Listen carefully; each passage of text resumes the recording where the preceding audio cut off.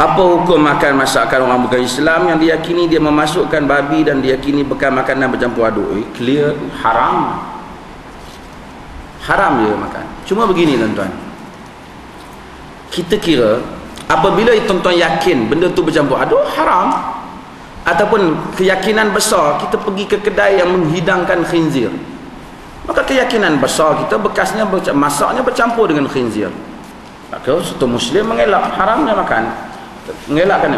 Namun jika kita tak tahu bersih ataupun tidak, kita tak tahu, boleh jadi bersih, boleh jadi tidak bersih, 50-50, kiranya bersih, melainkan terbukti ia tidak bersih, asalnya bersih. Tapi kalau satu orang, oh saya hati-hati lah benda ni, okay, you hati-hati, itu baik, it's good for you, tapi bukan suatu hukuman untuk distandardkan untuk semua orang. Kita pergi rumah satu orang bukan Muslim, dia jamu kita perkara yang kita tahu tidak ada unsur haram, dia bagi kepada kita air dari rumah bekas, kita tahu bekas cawan dia basuh dengan air, dia basuh dengan sabun, kita tak nampak kesan minyak apa, kita boleh minum dengan bekas berkenaan air yang diberinya. Ada orang kata mesti nanti ada khinzir kena sapu basuh dengan air tanah. Ini adalah fiqh sebahagian dari pandangan mazhab Syafi'i. Adapun sebahagian kalangan mazhab Syafi'i dan mazhab lain juga seperti mana saya sebut selalu, Imam Nawawi tidak menganggap bahawasanya khinzir mesti dibasuh dengan air tanah, cukup dengan dihilangkan kesan-kesannya, kerana hadis itu menyebut idza walaghal kalbu fi ina'i ahadikum falyaghsilhu sab'a marrat. Apabila anjing menjilat bekas kamu, dibasuh 7 kali, ulahunna biturab, yang awalnya dengan tanah.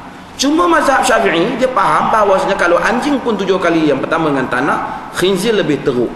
Itu suatu kepahaman. Dari segi teks tidak ada. Maka An-Nawawi sekalipun dia bermazhab Syafi'i, dia tidak menganggap demikian. Kalau tuan-tuan tanya saya dalam hal ni,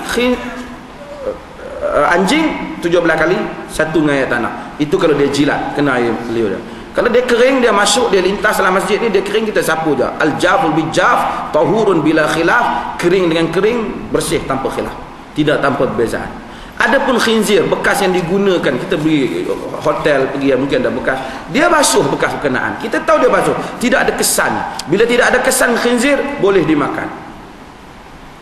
Oh, dia kata itu pandangan mazhab, itulah pandangan Imam Nawawi, dia mazhab Syafi'i, dan itulah pandangan ulama-ulama yang lain. Memudahkan. Dulu terpaksa mas buat, kena keluarkan air tanah, kena apa lagi, dia lalu terpulang dia nak buat, mempraktikkan mazhab Syafi'i, tetapi saya rasakan itu menyusahkan. Sedangkan kalau dalil ada, tak apa, susah pun tak apa. Kalau dalil ada, tak apa. Tapi masalah dalil tak ada.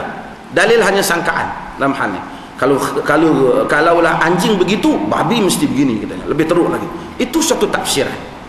Dengan kita menghormati imam, dengan kita menghormati dia, imam yang mulia radhiyallahu anhu.